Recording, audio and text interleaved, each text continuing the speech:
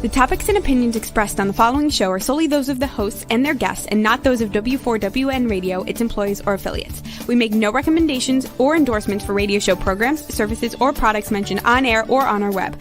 No liability, explicit or implied, shall be extended to W4WN Radio, its employees, or affiliates. Any questions or comments should be directed to those show hosts. Thank you for choosing W4WN Radio.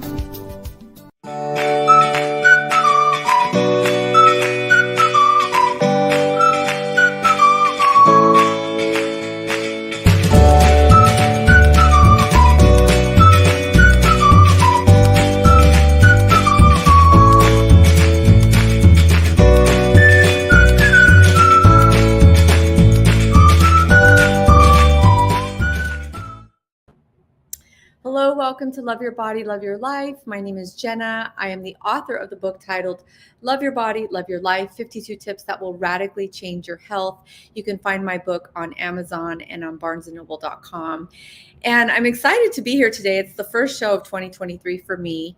And we're talking about hypnotherapy. I got a chance to be introduced to Nicky Flemming, a local hypnotherapist here in Orange County where I live. And I did a session with her about, I guess, 3-4 weeks ago. And it's just, I love talking about new modalities on how to heal and become whole and open new doors in your mind and find and discover more of yourself. So it was an awesome session, and some really miraculous things happened after the session, which I haven't even shared with Nicky yet. So I'm excited to bring her on and talk about hypnotherapy. So Nicky, welcome to the show. Hello, thanks for having me. Thank you for being here.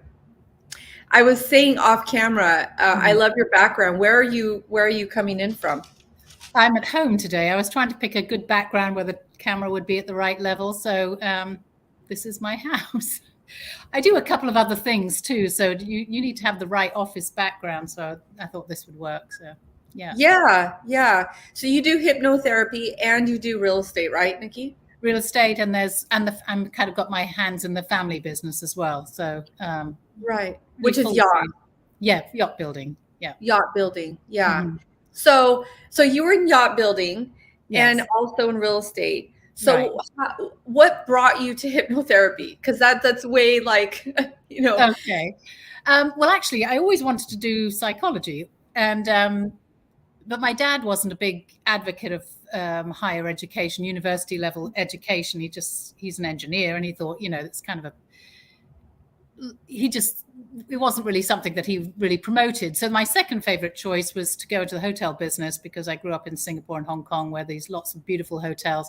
So I ended up doing hotel management, and then I ended up going and doing the Cordon Bleu cookery school. And then, I was trying to make a career in the food industry, did that for many years, was going to start my own business. And then my dad's partner at work passed away, and he offered me a position to kind of partner up with him and help him run his business. So I thought it was just a really good opportunity. It would pay more than the restaurant industry. The hours would be better. So I took that on. And that sort of segues into kind of how I got into hypnotherapy, which was fast forward 15 years of being in a wonderful job. It's an amazing job with lots of travel, very interesting, fascinating people, everything. I decided I was going to get back in. I was feeling a little bit of anxiety and depression myself. And I thought, I ended up going back and getting my master's in psychology. I thought, well, I'm going to do something that I've always really loved to do. And I could do it at the same time as the boat building. So I was getting my master's degree, but I was feeling a little bit of anxiety and sort of depression, late 30s. And actually, one of the imageries I did with my teacher, I guess you could call her my mentor, Kathy Caldwell, really illustrated that this anxiety and depression was coming from not really doing anything of my own.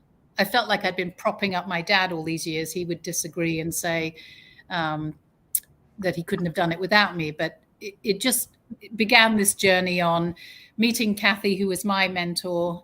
Some of the imagery we did, I went to see her because I was becoming too dependent on certain habits. And I thought all I knew about hypnotherapy was, stopping smoking, and you get put in a chair. And I thought you'd get some generic script and you'd just be fixed, so I thought she'd do the same thing for me, and found it to be very different, very, very therapeutic. And then some of the imageries that you do really illustrate to you what it is that's causing some of that anxiety and depression. So it's fascinating, really. The subconscious mind, the things that come to mind that you've never even thought of, or the imagery that you see, it just begins a journey.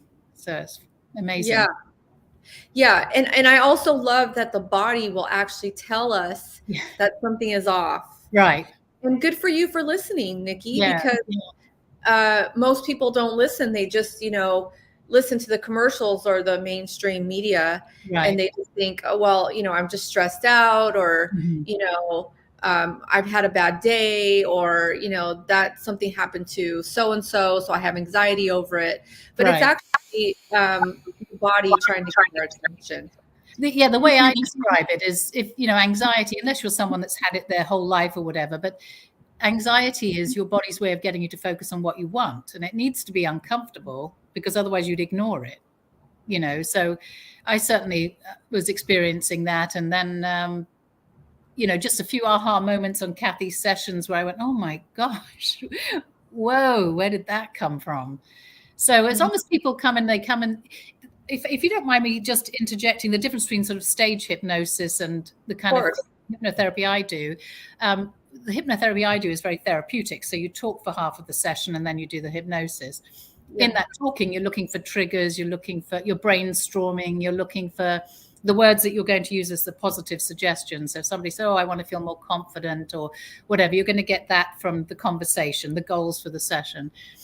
The stage hypnosis is what they're doing is trying to get that 12% of the population that's highly suggestible, that we call the somnambulists or the floppers, So you'll get this rah, rah, rah atmosphere when you show up. So there's an expectation that something amazing is going to happen. And then the hypnotist will come up and say things like, who's here to have a good time? And now he's creating a state of hypnosis, if you like. And then he asks everybody to do some kind of suggestibility test, which is typically your fingers are being pushed together with magnets. And then he says, to those of you whose fingers went together, who would like to be on stage? So now he's got the more suggestible people. He's looking for that 12% of the population. He gets you on the stage. He hypnotizes you. He does the arm dropping thing. And the people that are not responding, he puts back into the audience. So now so it's not just fight, flight, but it's also freeze. That response is what he's going for. Now he's got the floppers, the highly suggestible people. And that, I think, is absolutely brilliant. And I've done lots of training in it, but you've really got to have showmanship as well. Hypnotherapy, just so, because the number of times people say, oh, am I going to cluck like a chicken? I have to backtrack and say, no, it's much more therapeutic. And for those of people who are nervous about it, I say it's more like guided meditation. Yeah. And you can't get it wrong. You just cannot get it wrong. Whatever you see, feel, or hear, or whatever you don't see, hear, or feel is perfect. It's to come in with an open mind and bit of fun and exploration. And then you're just going to really enjoy the session. Yeah, I know. When I sat in the chair, I told you, I feel so nervous. Like, exactly what you just said to me. I didn't expect to feel nervous, but I did, because it's like, you don't know what's going to happen, if you're really going to just, be controlled or something. And I mean, I don't even like drinking alcohol because I don't like to feel out of control. Well, it's what I think is really interesting is most of my clients, their issues are usually anxiety, or mostly anxiety related one way or another, or social anxiety. And yet they come to me, sit opposite me, a total stranger. They recline their chair, they listen to music, and they trust me in this confined environment, which seems totally contradictory to being an anxious person, because they're really putting their faith in you, because your eyes are closed. So talk about feeling vulnerable. But it's funny, the people that come in, they don't see it that way. They've come for help, I suppose. But I think, gosh, and it's a good way to get them to see that maybe they're not as anxious as they think. I mean, you've come in to a total stranger and you are trusting me to do whatever your predisposed ideas are about hypnotherapy. So yeah, I can see your point, because it's kind of like, it's interesting how the mind works, because they say they're anxious, but then they come in. I feel like maybe because they're paying you, dollars, they feel like, there's no reason to be anxious because I'm actually a professional to help with this, But it's just interesting how the mind works, because you're right. They can do that to any, in their mind, they can pay the crowd or whatever when they walk in the room. Right. Be comfortable. No, I think, and also I think, the Zoom sessions work brilliantly, definitely. But it's better, I think, to always go in person, because you've set an intention to change, right? Yeah. You made the phone call, you got in the car, you drove yourself there, you showed up, you met a total stranger. It's setting an intention with your mind that it's time to change. So, and that's in fact what I tell them. I always tell them, change was happening before you got here, or you'd never have called. You want something to be different, so you've set the wheels in motion, and then this is a tool to get you there. Yeah. I love what you told me in our session, Nikki. You said, you said a lot of pertinent things, but there's a couple that stuck in my mind. And one of them was when we were in conversation, you said that the question arises like, is this working for you? Yeah. Yes. Yeah. So can you like elaborate on that, and just kind of. Okay. Well, I stole the line from Dr. Phil, how is this working for you? Is that what you meant? How is this working for you? Yeah. So people will say, well, I specifically remember the incident where Dr. Phil said it. The girl had anorexia, and he said to her, how is this working for you? And she said, well, it isn't working for me, which is why I'm talking to you. And he said, it is working for you, or you wouldn't be doing it. Right. Mm-hmm. So, like people who've come in, say, with depression, I might say to them, imagine this was a magic pill and you leave here today and the depression's gone. How does that feel? And it's amazing how many times people will say, oh gosh, well then I'll have to go back to work, or then I won't get the attention that I get, which we call secondary gain, So some of the things we do, some of our behaviors do work in our favor. People who drink too much, for example, it works for them because it helps them override their social anxiety. It makes them feel more comfortable in their own skin, or they may use alcohol as a food replacement. They may use it as a number to forget, many people start drinking because they don't want to remember the traumas. So they might say, well, it isn't working. My life's falling. Well, it is working because you continue to do it. It's a bit more complex with things like alcohol because it's an addictive thing, but so it is interesting. The other question I ask people when they come in is, well, how is this a problem? And they might say, well, my wife thinks it's a problem. Well, if you don't think it's a problem, then I can't fix it. I can't help you. And also, is it really a problem? So you run a bit late. You've come to me because you're late. How is this a problem? Well, it doesn't really bother me. Then is it really a problem? Does it need to be fixed? Well, I don't mind my life the way it is. I just figured that society requires that, you could be on time. So, well, if it's not a problem, and even that one question can set people free. Don't even need the session. It's like, well, it isn't a problem. So why am I making such a big deal about it? Yeah. Because we fret about things so much, don't we? Yeah. Yes. Oh my gosh. Yes. Yeah. It's a continuous, it's like a fan, right? It's like continuous. Yeah. And the repetitive thoughts are what get me like over and over and over again. And, that's why I love bringing different modalities to the show, because, nobody's going to have the same journey in the healing process, and obviously you have to choose to heal. You have to choose to want to learn more about yourself and dive deeper and ask those deeper questions. Or you might discover that there's nothing broken about you. In fact, there isn't anything broken about any of us, but we want to be better versions of ourselves. But, we're always beating up on ourselves instead of focusing on the things that, I think about successful people. Another line that I picked up long ago was, successful people make many decisions, take action, and, they don't hum and haw. They just make quick decisions, take action, and then they don't reflect on their losses. They focus on, oh, well, okay, well, how am I going to make this? How am I going to win next time? Most of us, we go, oh gosh, another failure. Oh, I'm never going to do it. Told you I couldn't do it. And then there's the repeat pattern of, I'm not good enough, keeps going on and on. Oh my gosh. Yes. I just got a text message yesterday from my aunt, who she does, she makes clothing. She sews together, she's a designer of, bridal gowns, and she's always trying to better her craft. So she takes online courses, and she texted me yesterday about, something else, but about in her courses, how she's always hearing, we're not good enough line. And I love what you just said, because it's a good reminder, Nikki, of, maybe there is nothing wrong with us, because I know that's been my story forever, is I'm not good enough. I'm not good enough. And just recently, like totally recently, I started to try to change that dialogue and say, maybe there's nothing wrong with me. Like, right.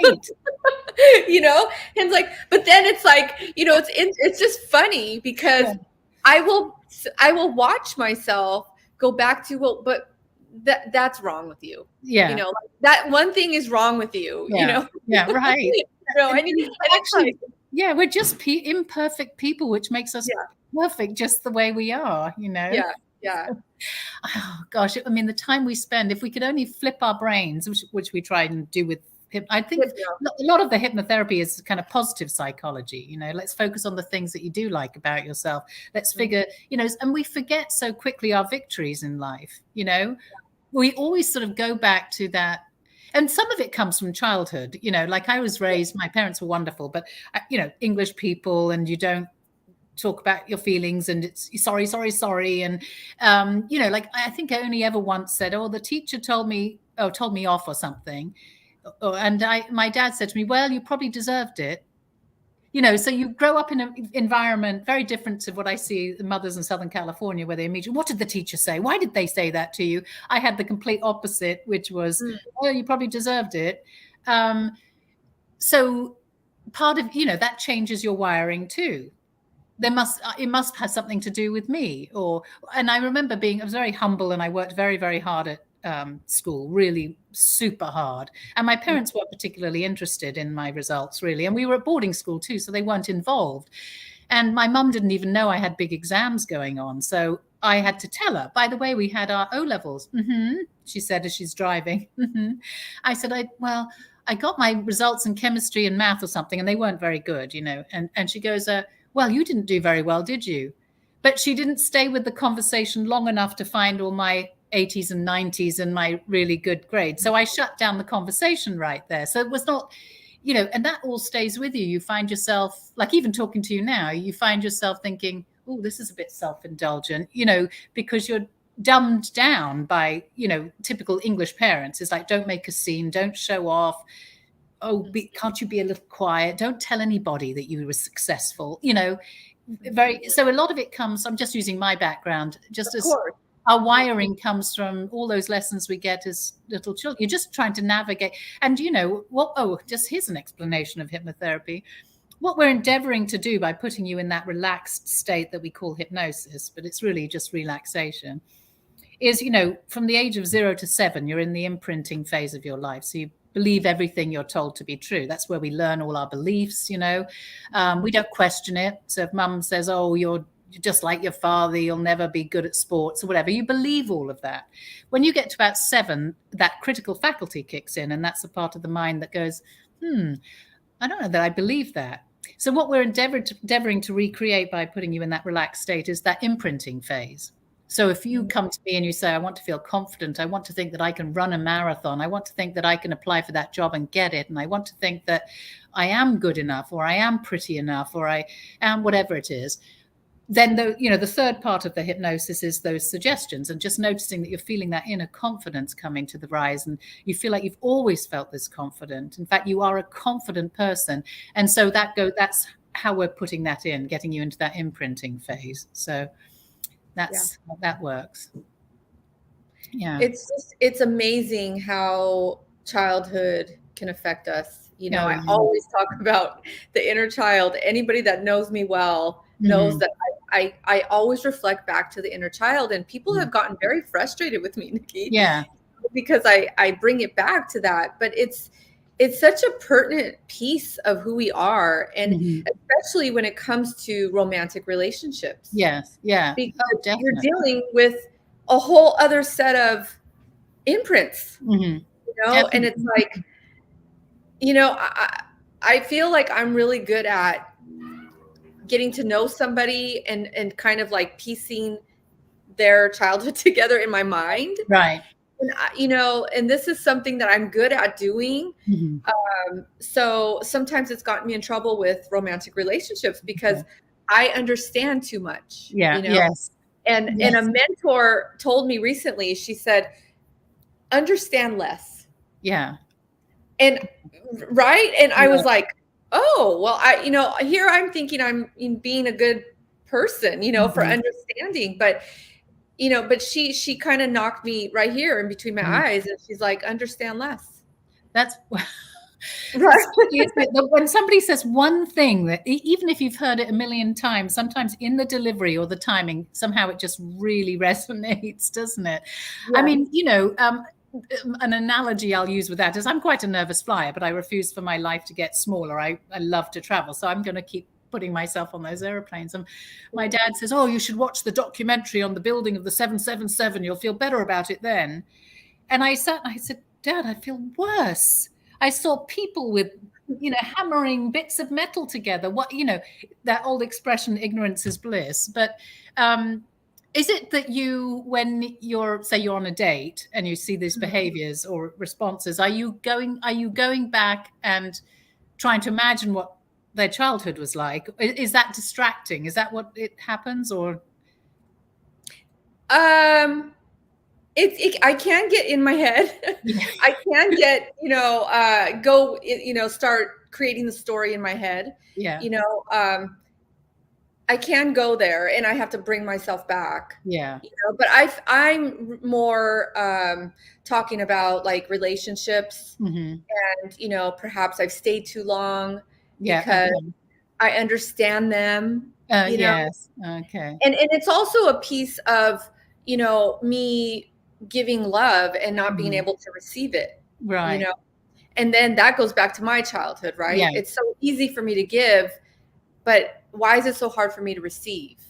Well, which reminds me, I'll probably forget my train of thought, but when I Mhm. first started doing hypnotherapy, I was learning it, and one of the things we do is we invite in a guide to go on your journey with you, because that's really is it really a guide? For some people, it really is their guide, right? They love you unconditionally. They know you better than you know yourself. And when you say, why do I feel anxious? You might say, well, I have no idea. Then I might say, well, ask your guide. Right. And so you're going to a deeper level of might be your inner mind. It might truly be your guide. So on one of these sessions, the question was inviting in a guide. They love you unconditionally. And I couldn't think of anything or anybody who I believed had loved me unconditionally ever. Isn't this crazy? I was Oh, 40 years old. So I made someone up, right? Who I actually sure. think is a guide. I mean, I still use them, Not a very helpful guide. It's a tall man with a hood on. You can't ever really make out his face. He never speaks, but you get a sense that he's winking or saying, you've got this or whatever. But, now I think it's ridiculous. Of course, I've got unconditional love, but isn't that amazing to think that at 40 years old, I didn't believe that love was unconditional. I thought it was conditional. And I got that from what you were saying. And then when I had my first relationships, it was always with someone who, the first boyfriend, who I loved very much, had an alcohol problem. And Yeah. I just remember thinking that you can't rely on love because it comes and goes. And what is it really, to quote, what's the name, Prince Charles? What is love anyway, with whatever that means? I thought that need was stronger than love. So if you're with someone who needs you, they're less likely to leave you. But all of these thoughts were things that I had long before I started doing this work. Even to my late 30s and 40s, I carried those beliefs, Mhm. Whereas now I think it's ludicrous, How did you free yourself of those beliefs and call in a healthy partnership, which I feel like I can say that you are in, right? Yeah, definitely. Yeah, I'm in a great place. Good. How did I do it? Well, it must be that prior to 40 something years old, which is when I started hypnotherapy, I'd never been to a talk therapist. So I'd never done any of that stuff. Right. But then when you become a hypnotherapist, you have to do lots and lots of classes. So there's a lot of work going on there between you and the fellow students. So you're already doing some work, introducing concepts I'd never even thought of before. And I did a lot of neuro-linguistic programming, which I incorporate into the hypnotherapy, which has got bizarre concepts, but they work very well. It puts you if you always put yourself at cause, you can make a change. If you're always at effect, you're not going to get anywhere. So even though you might have been abused as a child, or you had unkind parents, or your mum didn't say she loved you, or said something awful about your legs, or whatever it was, that really did happen. But how are you going to let that affect you for the rest of your life? Right. And also, I guess just learning and really realizing that people do love you. Why do you have to question that? Why? I don't know. I don't know the moment that it changed, but maybe meeting James, maybe. But also all the work that you do, you're working away at it. And also when you see clients, you're also learning from them. I mean, hypnotherapy is really about, have you heard of the reticular activating system? Can we just talk about it? Is that just the brain, the same? Yes, really, it is. It's kind of thing. Well, the reticular activating system is the part of the brain that goes out and looks for what you're focused on, right? Right. So if you told me you were going to buy a white Mercedes, and we had a conversation about it, everywhere you go, you'll see white Mercedes because now you're focused on it. So I think one of the questions that you put, what was it? We're not even going off the questions, but we're not. No, we're not. But it was a question about what does it taught you the most about hypnotherapy or something? I think before, again, prior to being 40, I thought all that, vision boarding and affirmations and those sorts of things, I thought they were all kind of mumbo jumbo. I didn't really buy into it. I feel very differently about that now, because if you set an intention, I mean, one thing when I went to see Kathy, the hypnotherapist, can I share the imagery that made me realize I needed to? Of course. Oh, yeah. Yeah. So it was, she took me into a room that represented my life today. So she said, I want you to walk into a room, and this is interactive hypnotherapy. So she asked me a question. I'm lying there with my eyes closed. She asks me a question. I answer her out loud, which can prompt the next question. So she says, I want you to go into a room that represents your life today. So I walk into this room and I went, oh my gosh, it's all my dad's stuff. But it's absolutely packed with all his success from floor to ceiling. I feel stress being in there. It feels heavy. And that was the moment that I realized, no wonder I have this anxiety. If this is supposed to represent my life and then I'm not even represented here, I need to do something different. And so after that session, she said to me, well, what do you want? And I said, without really thinking about it, I said, I want what you have. I want a room with my name on the door, and I want people coming to see me. And I left it at that. I didn't then go into the weeds with how would I get there, because if I did that, I would lose it. I would immediately say, well, I couldn't, I didn't want to break my dad's heart. I couldn't give up that job. I'd be terrified to see clients. Fast forward 8 months. I borrowed some space in somebody's office, and somebody for free. They were coming for free. I mean, I was begging friends to come and let me practice. Someone was coming to see me. I hung a little shingle on the door, and it doesn't resemble the office I have now or any of that. But I just remember, oh my gosh, this is really happening. And I didn't have to give up anything, So the reticular activating system that's what's so important about writing down a goal. And you lose the goal if you backtrack from it and say, well, I couldn't do that. But just focus on the goal, and then let your mind, your destiny, whatever it is, the reticular activating system, get you there. And just, you'll say that whoa thing, I mean, it's happened over and over again for me. We had to do some imagery where we had to pick a time in the future. It was a huge group imagery. It's amazing too, how you can have a room full of 50 people and the room might be freezing cold and you're sitting on an uncomfortable chair and you want to go home and you still have a meaningful experience. And we had to pick a date in the future, pick something we'd like to be doing. I picked real estate. And this was years ago. And then who would you be doing it with or whatever? And at the end of the session, I heard myself say out loud, what have I just done? And then that was April.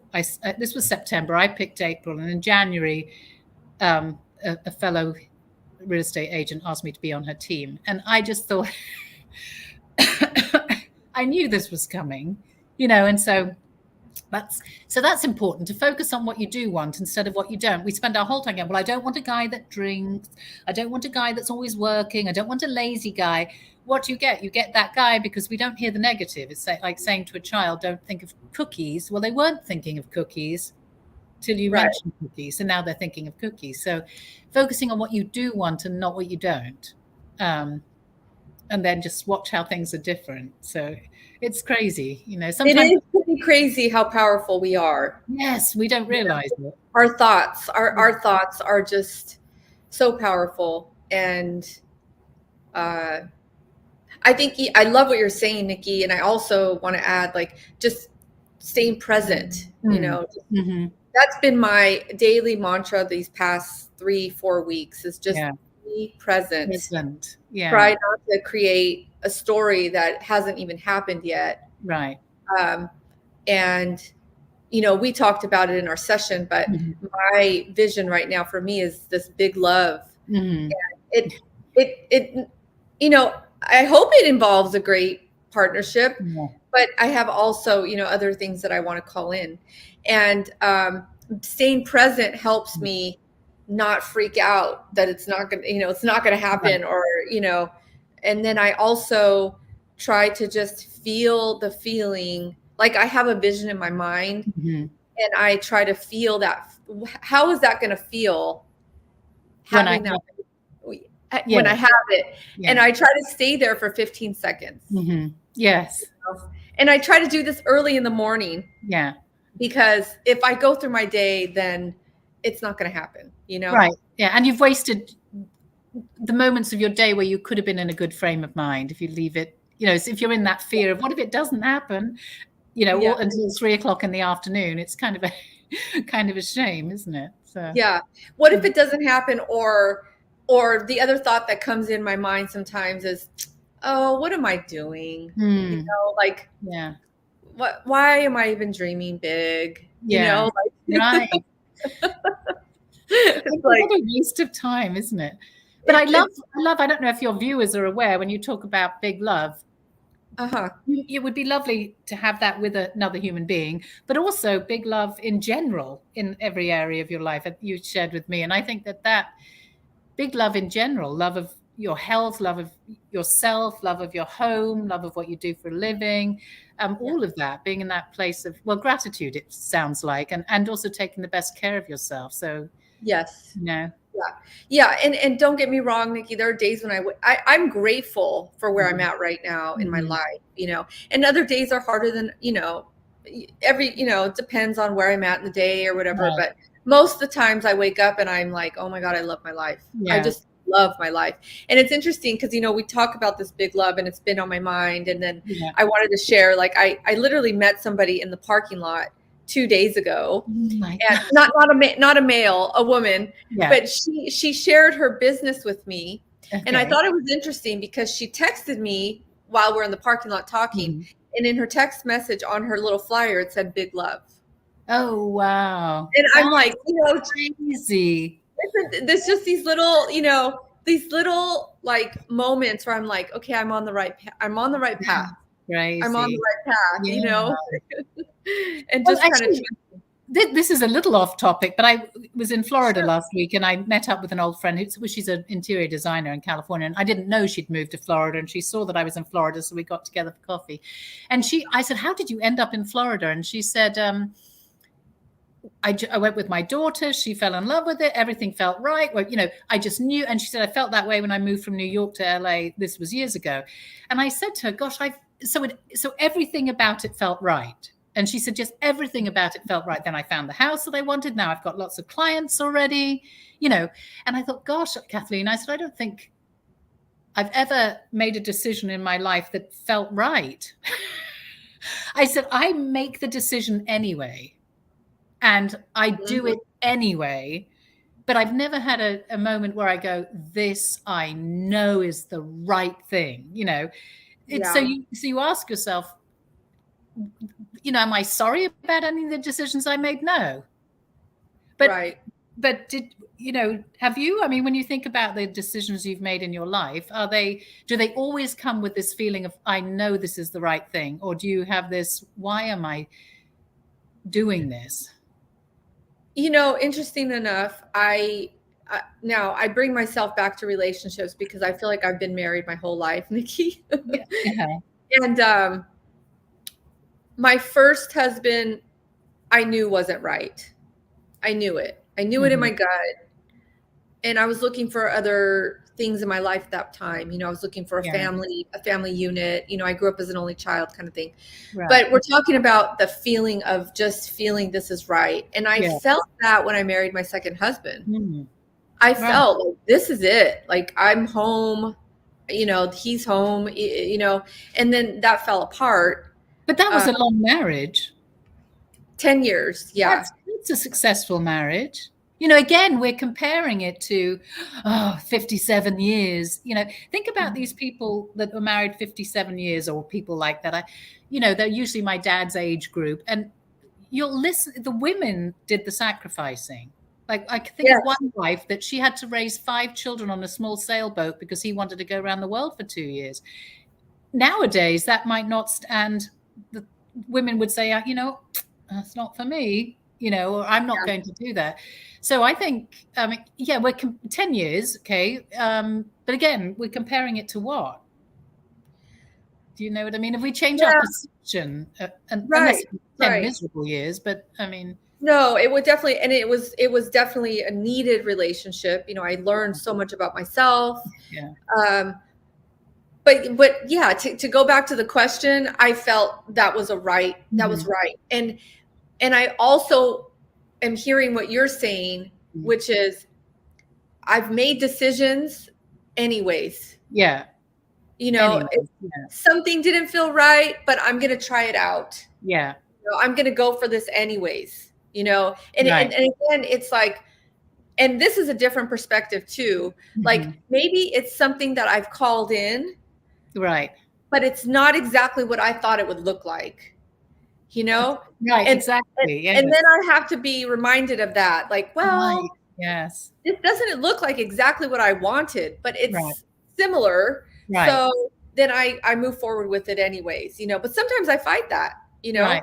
Like, no, it's too much. I'll make excuses, whatever the thing is, I'll make excuses not to do it or whatever. And then, and that's why I love working with mentors and, healing modalities, because for me, for someone like myself, who's an overthinker for sure, I can forget, I'm way more, I feel like I'm definitely more self-aware, right. But I can still forget, these little things. And that's why I have to, work with these healing modalities to always bring me back. Like, okay. Center. Yeah, exactly. Exactly. There's a book, I read all these self-help books, and, most of these self-help books you could probably sum up in a paragraph. They're the one that's called The Slight Edge. The Slight edge. Yeah. So you have to go quite deep into the book to find out what the slight edge is. And the slight edge is just keeping on, right? Like people quit just before they're about to do well, right? So keep it like dieters. You've got 2 people, one's dieting and one's not. You've got parallel lines. One's eating his cinnamon roll. The other one's eating an apple. The apple guy isn't losing weight. He's about to quit. But had he carried on another couple of days, now the weight starts to come off, So the slight edge. And the other one was feel the fear and do it anyway. So maybe it's just personality type. There are people that just, it's a good feeling and they focus on the fact that it's a good feeling. But we go back to our self-doubt, like with me, when I've made big decisions, I think, am I just being completely nuts? I do it anyway, but maybe it's just that the record, the tape recording in your head again about, well, what if I fail? Or what if it turns out not to be which if you don't, I always think if you don't, what's your biggest regret going to be in life when you're old is that you didn't do it, right? So I was just going to say that big picture.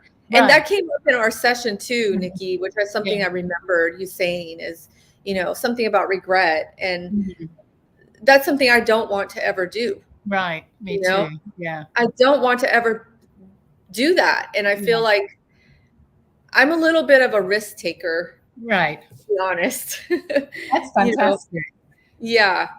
I think I got that from my dad for sure, is this risk taking. But if I look back in my life and everything I've done, everything's been a risk.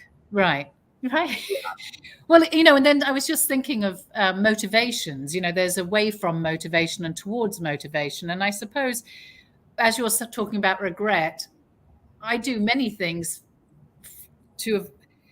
as a way motivation because I don't want to have regret. So I do it so that I don't have regret. A lot of the time,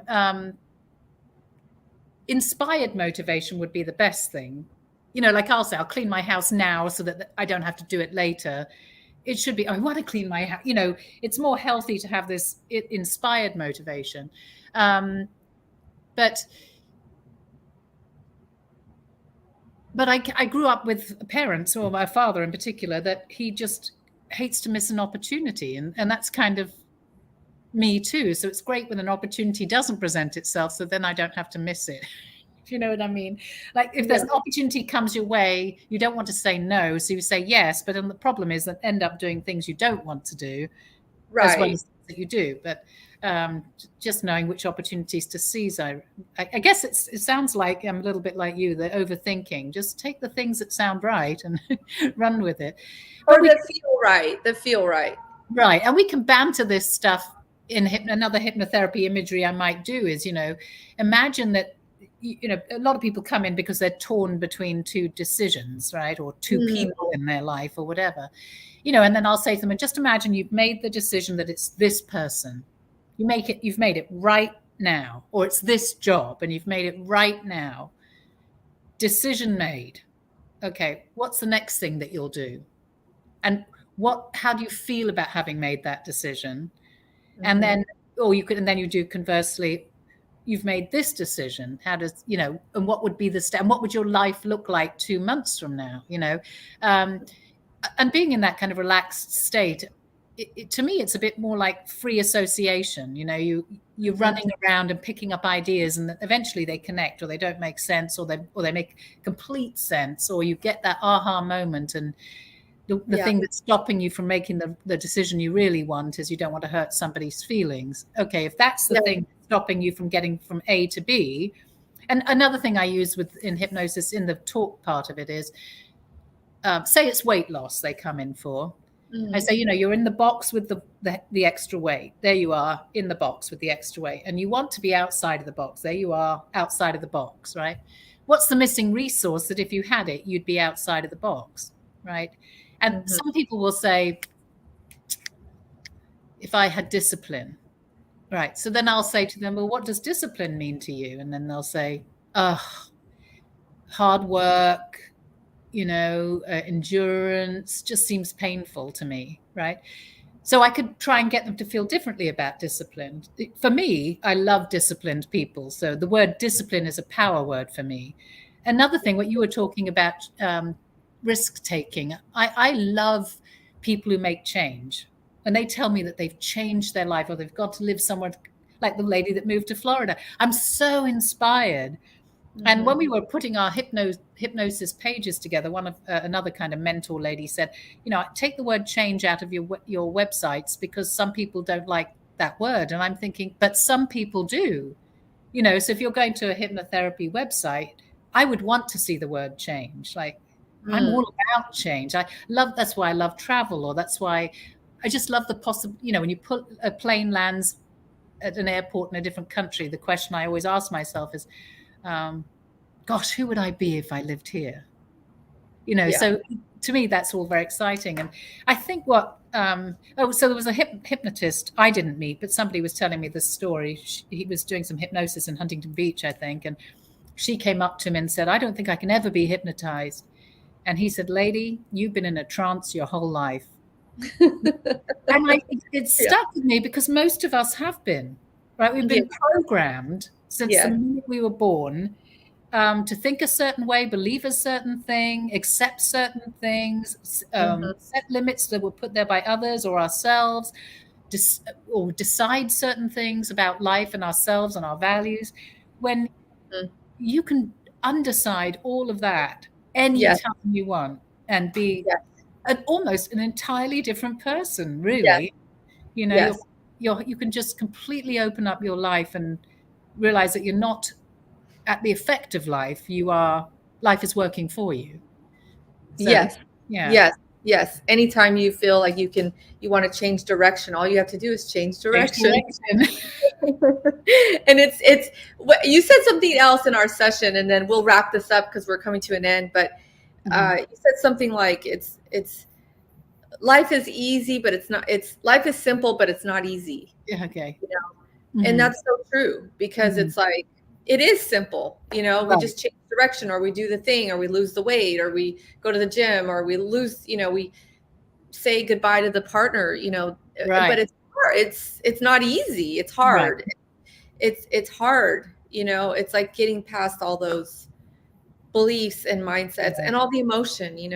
Right. So tell us where we can find you, Nicky, or whoever wants to come. You can come to my website at waypointhypnotherapy.com. There it is. And then my contact info is, my phone number's there. We can talk on the phone, or you can send an email or a text, or just make an appointment. At the very least, it'll be some exploration. We'll have a laugh and remind you of all the things that have been so incredible in your life that perhaps you haven't taken the time to reflect on and think about. So make a compelling future. Yay. Thank you so much for being here. I can't believe how quickly that went. So it went by really good. Well, just stay backstage so we can say goodbye. Okay, I will do. Don't turn off your camera yet. Okay. All right. Thank you, Nicky. Thank you. Thank you to Nicky Flemming. She can be found at waypointhypnotherapy.com. And again, just another way to embody different ideas into your healing modality, or whatever you want to change. Like Nicky said, weight loss, smoking, addiction, love, anything that you want to experience differently. This is a new experience for you. It may be hypnotherapy. So thank you for tuning into my show. And until next time, love your body and love your life. Take care.